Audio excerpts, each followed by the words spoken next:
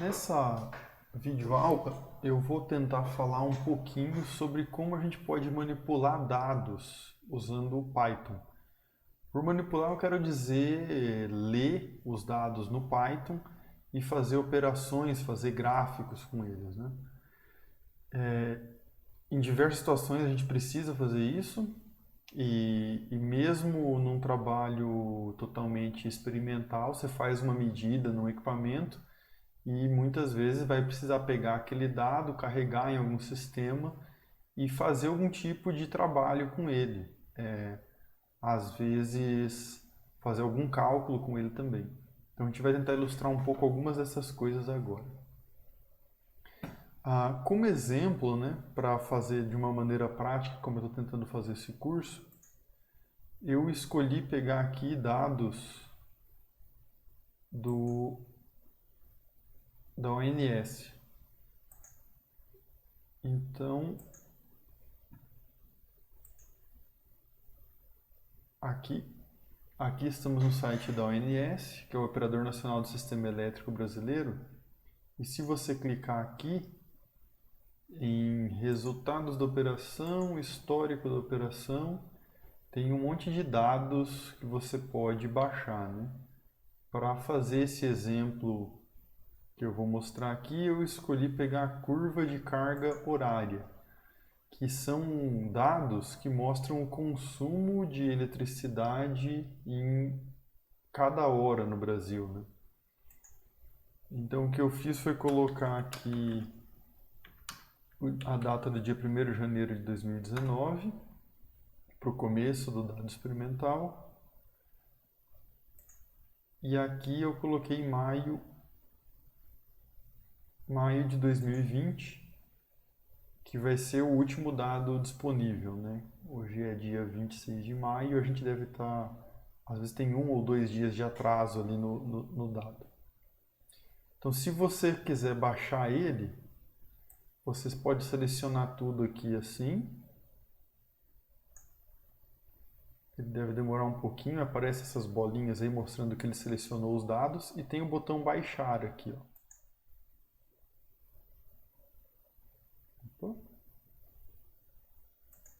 Baixar dados, e aí se você clicar aqui você vai ter um arquivo CSV, né?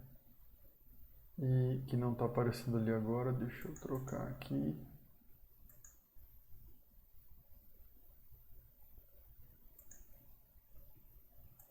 Esse aqui, aí você pode clicar nessa linha azul e fazer o download do arquivo, que eu já fiz anteriormente, então só vou voltar lá para nossa janela com os dados da ANS.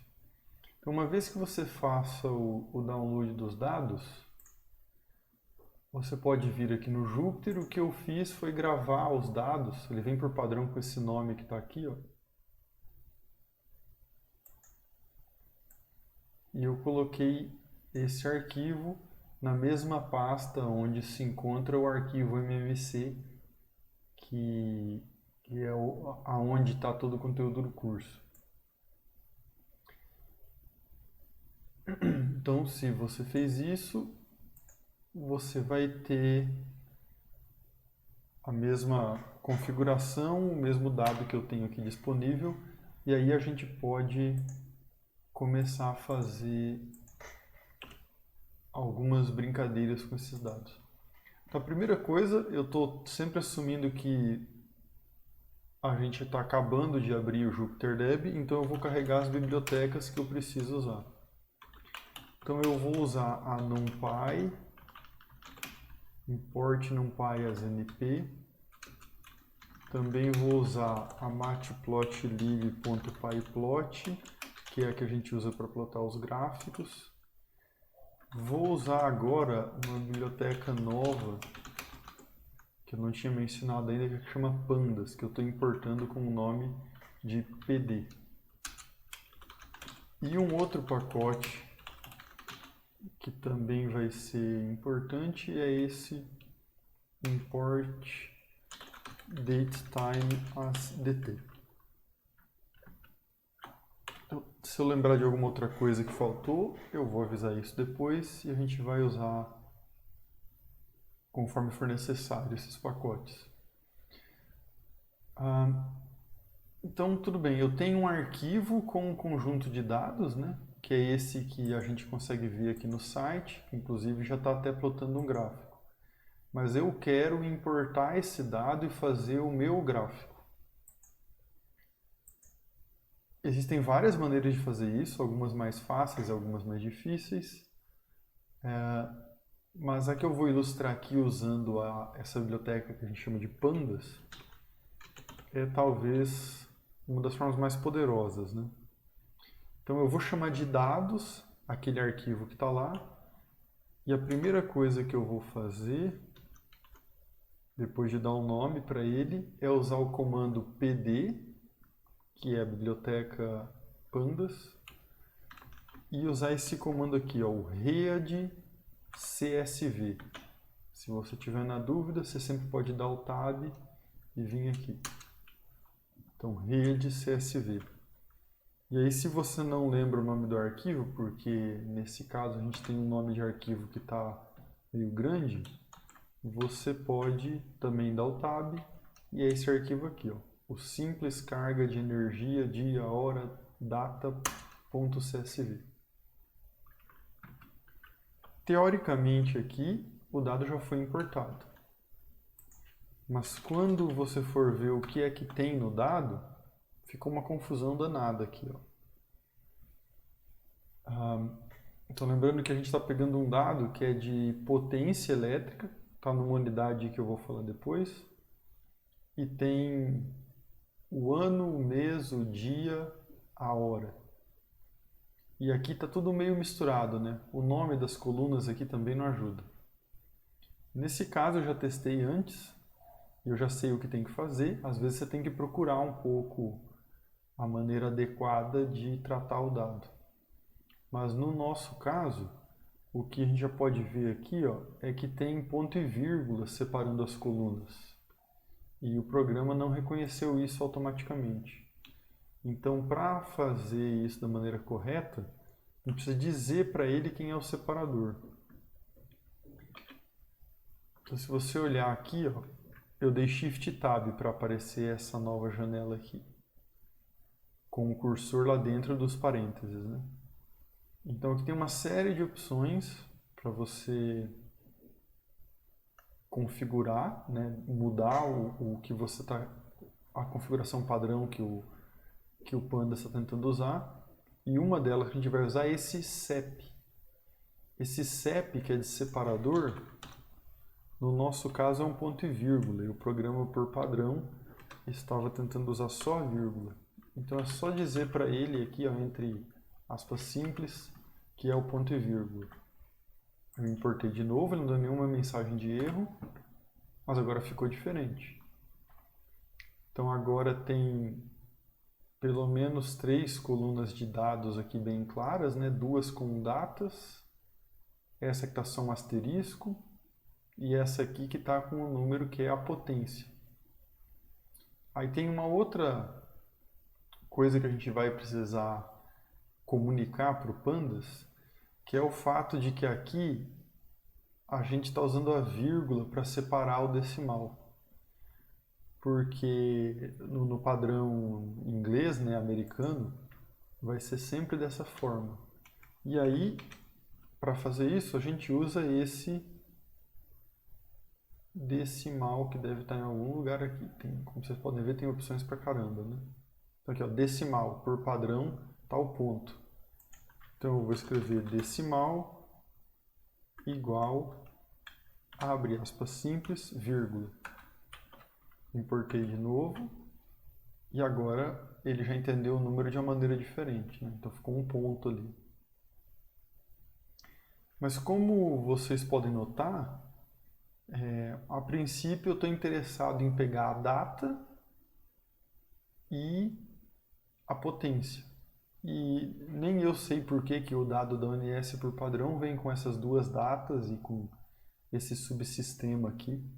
É um padrão que vem do site deles e que a gente tem que corrigir.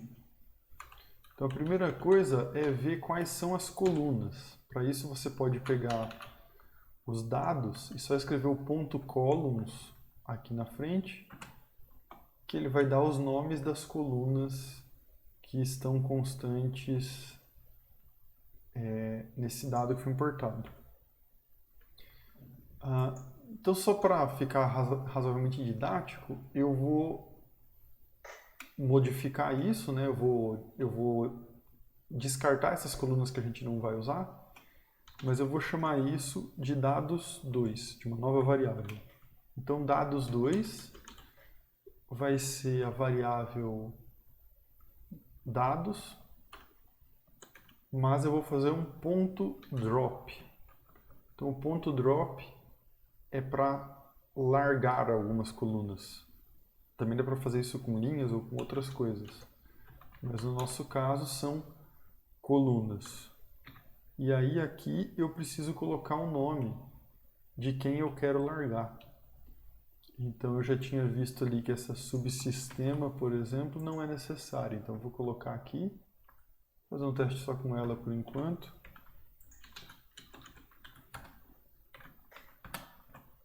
Olha aí, sumiu a subsistema. Se a gente voltar na dados, tem uma coluna a mais aqui, ó.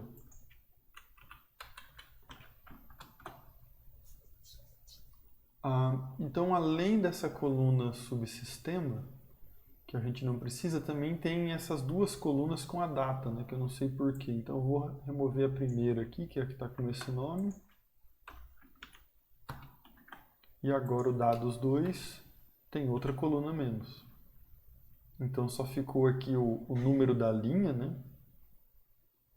O número de elementos que tem nesse dado, né? 12.240, porque é praticamente 1 ano e meio de hora em hora, né? Aqui está a data e aqui está a potência. Mas esses nomes aqui não estão ajudando a gente, né? Então vamos colocar um nome que seja mais fácil da gente trabalhar. Então eu vou chamar de dados3.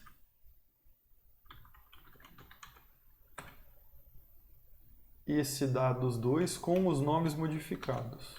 Aí para isso eu vou usar o ponto rename. Então eu quero renomear colunas. E daí para fazer essa renomeação,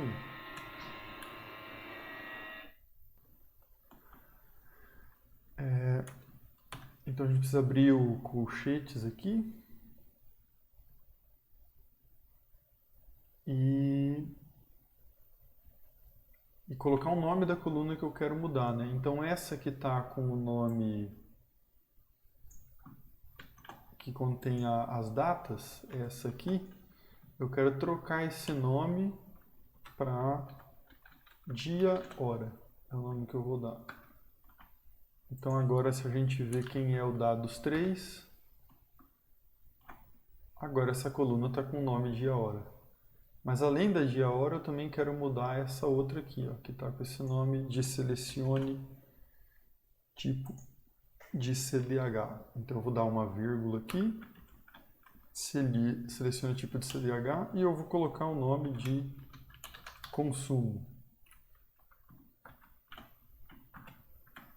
Pronto. Então agora o dados3 está formatado de uma maneira mais fácil da gente trabalhar, né? Então por que eu fiz? Por que é útil fazer isso quando você tiver muitos dados? Por exemplo, poderia ser uma medida de absorção VVIS ou de FTIR de 20 amostras ou de 30 amostras. E você vai fazer a mesma operação com todas.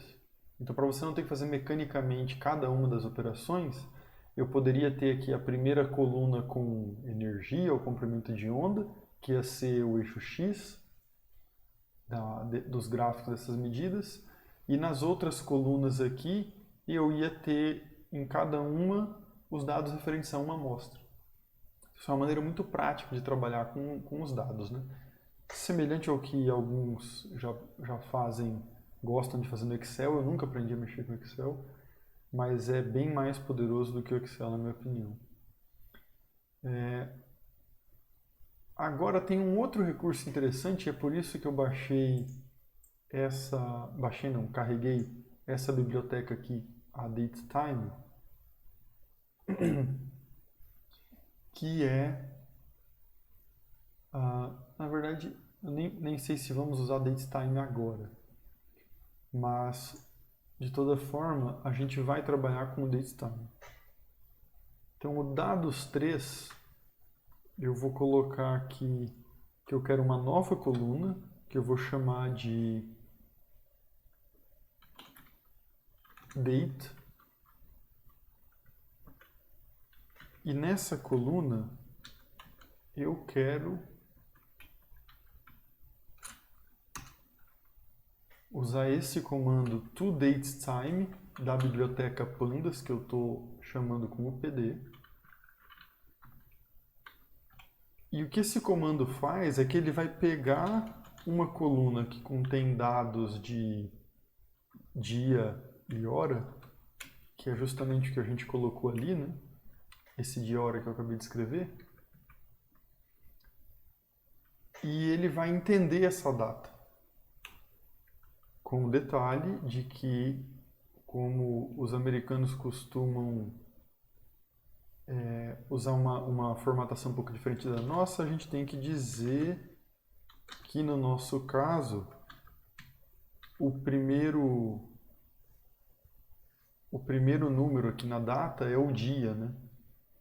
Aqui eu estava 24 de maio de 2020. Então, para fazer isso, a gente usa o day first como true. Ele demorou uma fração de segundo ali. E agora, se você olhar o 3, ele tem uma coluna a mais que a gente acabou de colocar, que é essa coluna date. Então, ela contém as mesmas informações que estão na dia e na dia-hora, com o detalhe de que na date, isso aqui está no formato que o computador, que o Python com a Pandas vai entender. Então eu vou fazer uma outra coisa aqui, que é dizer para o Python, para Pandas, que eu quero usar essa coluna date como o eixo X. Então eu quero que ela seja o índice desse arquivo. E aí eu também vou usar esse comando inPlace, que é porque eu não quero criar uma nova variável, eu quero simplesmente que ele use essa aqui. Então veja só que agora sumiu aqui o número da linha, ó, e apareceu a data. E por que isso aqui é legal? Para esse caso específico, como eu tenho dados, poderia ser para vários anos, né? Eu peguei desde 2019, a gente pode querer pegar, por exemplo, só o ano de 2020. E aí, ó, tá aqui, ele começou no dia 1º de janeiro e tá vindo até anteontem. Tem 2 dias de delay na disponibilização dos dados no site. Se você quisesse pegar só janeiro, é só você colocar 2021. Então ele pegou agora 744 linhas, porque janeiro teve 31 dias com 24 horas cada, né? Então o produto dá 744. Se você quiser pegar só um dia, é só colocar a data lá. E dá para fazer isso com a hora, com o minuto, com o segundo, quando for necessário.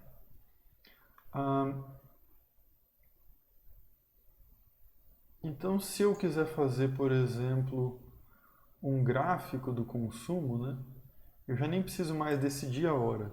Só que se eu for fazer o gráfico, eu vou ter que colocar aqui o consumo para o programa não se confundir, né, já que se eu mandar ele plotar, ele não vai saber qual dessas duas colunas que ele vai colocar no eixo Y. Mas assim, ó, tá saindo só uma data e o consumo de energia naquela hora, né? Então a gente pode fazer esse gráfico com o plt.plot convencional, como a gente já fez antes nas outras aulas, porque a matplotlib ela entende essa data. Então quando a gente fizer esse gráfico, Tá aí. Isso é o gráfico do consumo de energia de hora em hora para o dia 1º de janeiro. Claro que a formatação dos eixos aqui ainda não está boa, mas isso a gente pode fazer. Por exemplo, com o plt.xticks, e eu vou colocar para ele girar 90 graus. Aí. Então agora aqui na vertical tá 1º de janeiro, 0 hora. 1º de janeiro, 3 horas. 1º de janeiro, 21 horas. Então se você trocar a data aqui, dia 2 de janeiro, dia 3 de janeiro, e assim sucessivamente. Se a gente quiser pegar o mês inteiro, é só deixar assim. Vamos só colocar uns nomes aqui nos eixos. Então é o Y-label. Então o nome do eixo Y é potência que está em megawatt-hora.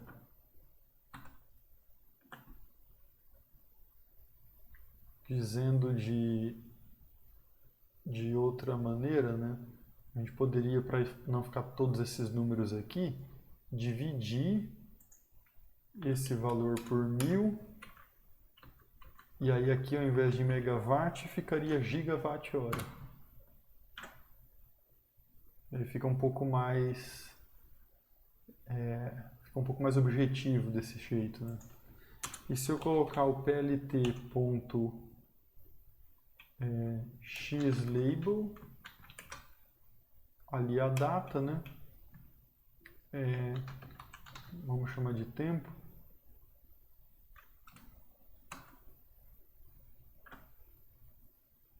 Tá ali. Olha só que curioso, se você olhar para o mês de fevereiro, e aí em março começamos o enfrentamento da pandemia, né? Foi quando as aulas foram suspensas em 2020, inclusive. Então a gente vê que aqui, ó, na segunda metade de março começa a despencar o consumo de eletricidade brasileiro, né? E se a gente fizer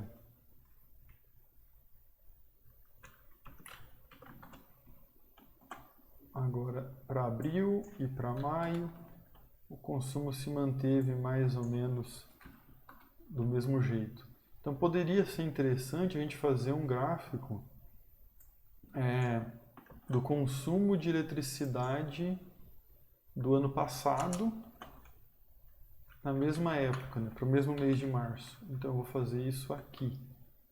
Só que quando eu fizer isso, vai dar um problema ali que vocês vão perceber. Como ele entende as datas, então ele está colocando aqui, que março de 2019 é lá para trás, e março de 2020 está aqui para frente, né? Aqui no meio eu não botei o dado lá no gráfico para fazer. Mas a gente pode corrigir um pouco isso se a gente colocar um ponto values aqui. Aí. E na verdade eu vou deixar primeiro o gráfico de 2019. Olha aqui. Então, não é tão fácil fazer essa comparação direta, porque todo domingo sempre cai o consumo, né? Então esse pico aqui para baixo, por exemplo, é um domingo, e esse aqui também é um domingo, né? Mas não estão casados. De toda forma, a gente consegue ver que nessa última semana de março aqui, o consumo de energia foi bem menor no ano de 2020. Mas deixa eu despoluir essa figura aqui um pouco. E vamos pensar em algumas operações que pode ser interessante fazer com isso. Uma delas, já que a gente falou tanto de integral em outras aulas, seria calcular qual o total de energia que foi consumida, né?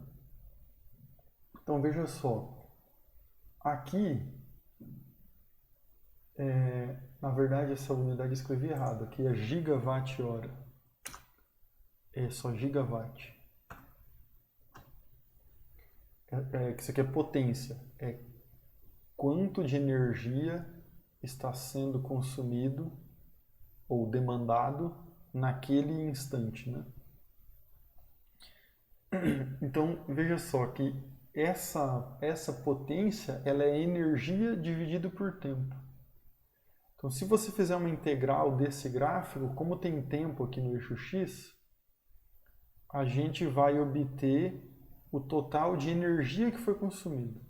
Então, para fazer isso, a gente tem que pegar qual a potência consumida em determinada hora e multiplicar pela quantidade de tempo que a potência ficou naquele patamar de consumo.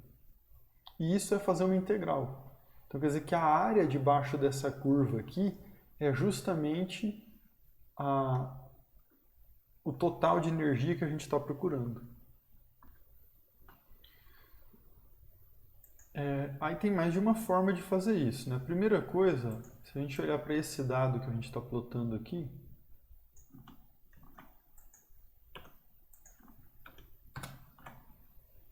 então ele é um vetor. E para cada elemento aqui, a gente tem um espaço de 1 hora entre eles, né? Então, na verdade, esse dado do jeito que vem da ONS, ele é a potência média naquela hora. Então, dizendo de outra maneira, entre a 0 hora do dia 1º de março deste ano e a 1 hora do dia 1º de março, a potência média consumida no Brasil foi 59,68 gigawatts. Então, se eu fiquei consumindo 59 gigawatts em 1 hora, isso significa que nesse intervalo de tempo eu consumi o que a gente chama de gigawatt-hora de energia, 59 gigawatt-hora. Então, para fazer essa integral aqui debaixo da curva, a gente poderia usar qualquer um dos métodos que já usamos lá em cima, nas outras aulas, né? Alguma das somas de Riemann ou o método do trapézio do Simpson. Mas aí eu vou contar um segredo, que existe um comando já pronto na NumPy, que é o NumPy traps. E a NumPy traps aplica a regra trapezoidal para o dado que você está integrando, para o dado que você está considerando aqui no meio, né? Com o detalhe que aqui a gente não falou a largura do retângulo que está sendo usado para o método trapezoidal, né? Mas por padrão ele está usando 1, que é esse valor de dx que está aqui, ó. O detalhe é que, para nossa sorte, é 1. A distância entre um dado e o seguinte é de 1 hora. Por isso, quando a gente faz essa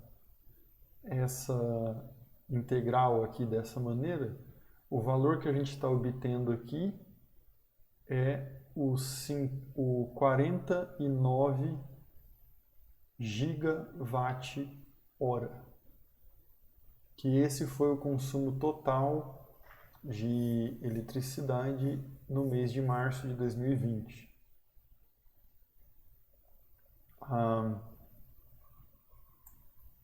Deixa eu só ver esse 1000 aqui. Tá certo.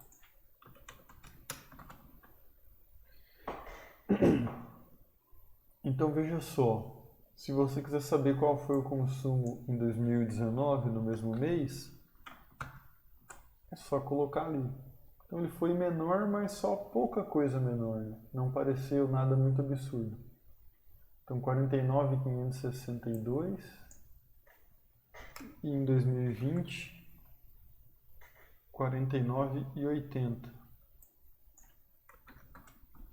Então consumimos 500 a mais, 2% a mais no mês de março do ano passado do que em março deste ano.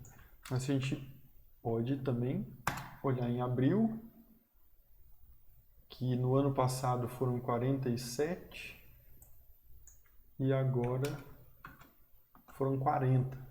Então no mês de abril já aparece uma diminuição mais acentuada no consumo de eletricidade, né? Em março algumas coisas estavam fechando e fechando a partir da segunda metade do mês, né? Então, é natural que em abril fosse aparecer mais. Dei um pause aqui só para refazer uma conta que eu acho que eu falei errado antes e vou tentar não reeditar o vídeo, né? Então esse número que está aparecendo aqui do total, ele corresponde a 49.000 gigawatts-hora, o que é a mesma coisa que dizer 49 terawatt-hora. Então, quando você colocar aqui para 2019, esse número aqui, ó, está em gigawatt-hora, né? O Brasil consumiu de eletricidade ano passado mais ou menos 565 terawatt-hora. Só para ter uma perspectiva do que esse número significa, a Itaipu produz 100 desses 565 aqui aproximadamente todos os anos. Então é isso. Agora, enfim, em cada caso que você vai ter algum dado experimental, você vai ter uma necessidade específica que eu não consigo prever aqui. Então, mas é um bom exercício na hora que for necessário fazer algum tipo de operação desse jeito, fazer algum fit, um fit gaussiano, você usar esse tipo de ferramenta para tratar o dado, sobretudo quando você tem muito dado com muitas repetições para fazer, né? Às vezes, se você precisa fazer uma vez só, você faz na mão, usando o aplicativo da sua preferência, usando o mouse e clicando. Mas em muitas situações é mais interessante fazer algo como o que eu mostrei aqui.